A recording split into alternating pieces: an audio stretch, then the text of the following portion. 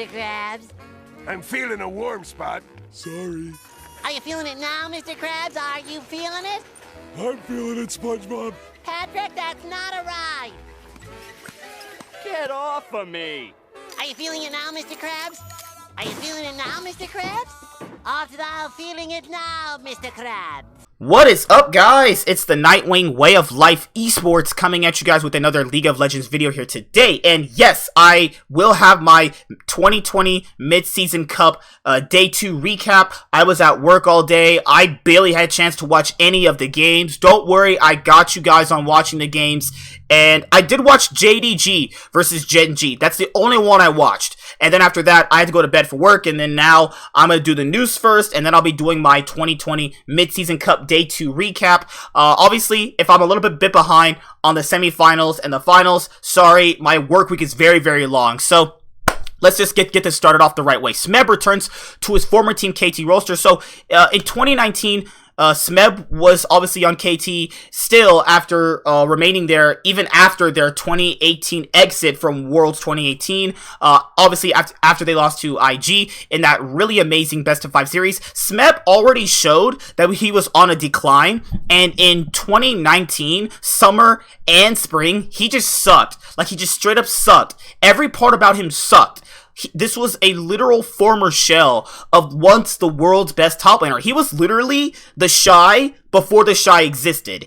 And he was smart about the game too. Like, the Shy is basically like mindless aggression, but super mechanically gifted and can outplay you. Smeb can, back in the day, outplay you, was smarter at the game, he did literally everything. And it was so sad, you know, to see him fail that hard though. He was one of my favorite players in the game, and well, still is obviously, based off how back then, how strong he was. But overall, I just don't think that he really has been that good recently. And there's nothing to show that he's been that good recently because he didn't play all of Spring Split. So, you know, let's just see what's going to go on here. So, after an abysmal 2019 season, Smeb initially left KT and announced that he'll be going on a break, rightfully so. He'd been playing since, like, what, 2013 on, like, you know, those other backup teams, and then he was on, like, Huya Tigers. My god, I've been watching for so long. Holy crap. And then all those Rocks Tiger teams, he was with KT Rolster, highs and lows. He needed to take a break. Like, he's been on so many different, like, iterations of rosters and to so many international tournaments that after a long time, yeah, you do actually need a break, though.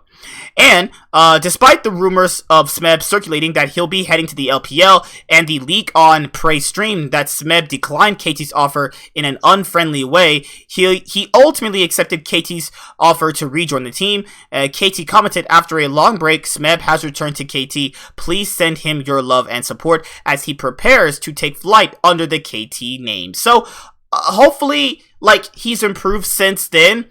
Like, you had Ray, but Ray started to fall off toward the end of the split. Ray has been doing that thing where, like, if he doesn't win, you'll notice throughout his career, he just takes breaks. Like, on C9, he didn't win. He was, like, super depressed. On EDG, did the exact same thing. I'm not saying that this is, like, a pattern, but this is a pattern that is not healthy. Like, he doesn't win and then he gets, like, depressed, and that's not really healthy. I mean, he should definitely see a counselor for that. But overall, I personally think that if KT want to obviously get back to their real top tier form, I don't really think Smeb is going to be that person. Like, he did not look good in 2019. He looked really abysmal. And if you say I'm wrong and I'm lying, and you say I don't know what I'm talking about, go watch him in 2019 and say that I'm wrong. But you can't, because you know it's true. Guys, I watch all the regions. I know people have said you can't do that. I watch all the regions. And just because I don't watch them when they're live, all the VODs, you can catch me watching that. I'm actually gonna start to watch the PCS more. It's just more content for you guys, but don't expect a lot of content on there. There's not a lot of people that watch it overall, but, you know, we'll see what happens. Always gotta broaden your horizons overall. So the next thing was that Ucal rejoins KT Rolster and will be starting alongside Kuro. I think Kuro played pretty well. Ucal basically has had a downward trajectory in his career. Ever since he left KT Rolster, he played for Africa, he just got relegated by Griffin, and then you have him returning back to KT Rolster. It seems like they're trying to get back a bunch of pieces that previously worked for them. Like, a lot of these rosters this year that were built are basically like get the band back together type thing. But, I mean, I guess, you know, is Ucal going to be an upgrade over Curl? Not right now. I mean, that's just how I see it personally. And hopefully, this will be an improvement for them. You know, I don't think Ucal's bad. I personally think that he's faltered since then. So they got 2 lackluster players coming into KT Rolster, and I think that with these improvements to some areas that they did have going for them in the 2020 LCK Spring Split, I think that in the long term this could be a good thing, but right now it's not, if that makes sense to you guys. Alright, so this article's weird.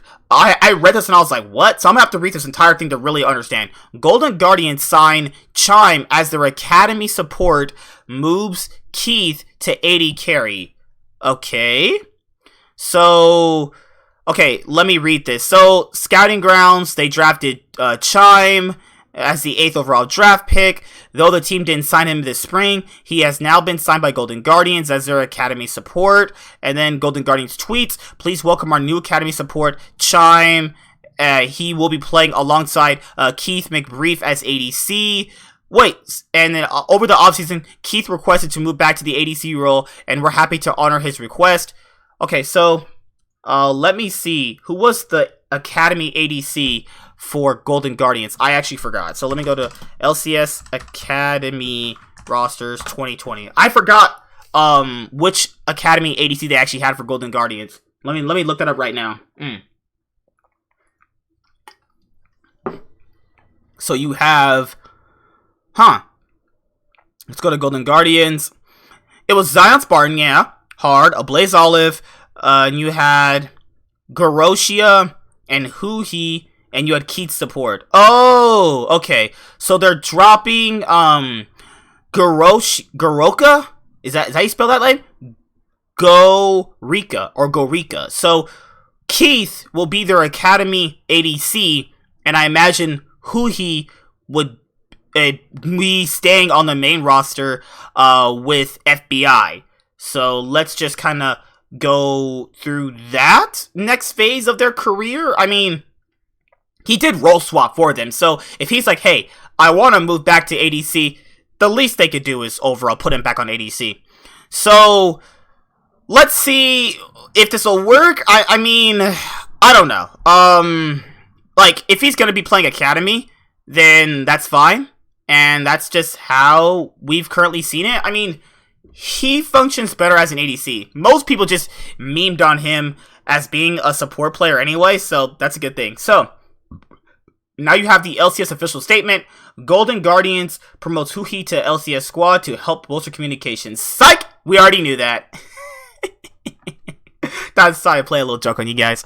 Alright, so League of Legends news. That's going to come as very shocking things, because if I scroll down further, they'll just spoil the mid-season cup day 2, and I don't want that. So, Dignitas parts ways with Ole. Ole said he will retire if he can't make anything happen. I mean, he only had like one good split anyway, though. Like, if we're being honest about Ole, he had that one good split on Immortals in the summer split.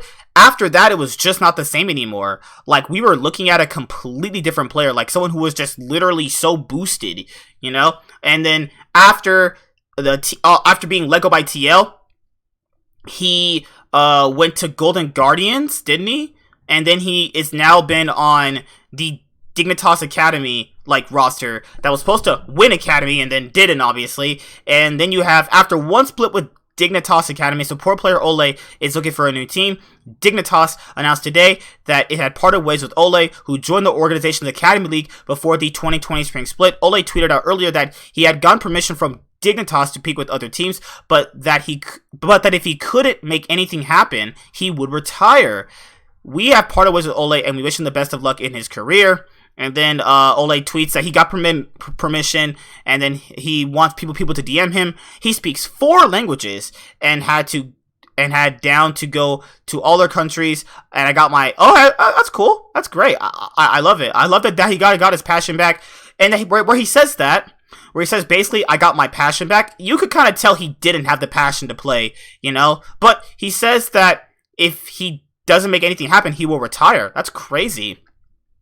Ole has been competing in the LCS since the 2017 spring split when he signed with the Immortals. After one season stint with IMT, he moved to TL, where he teamed with Doublelift en route to 2 consecutive split playoff titles, but a top 12 finish at the World 2018 Worlds.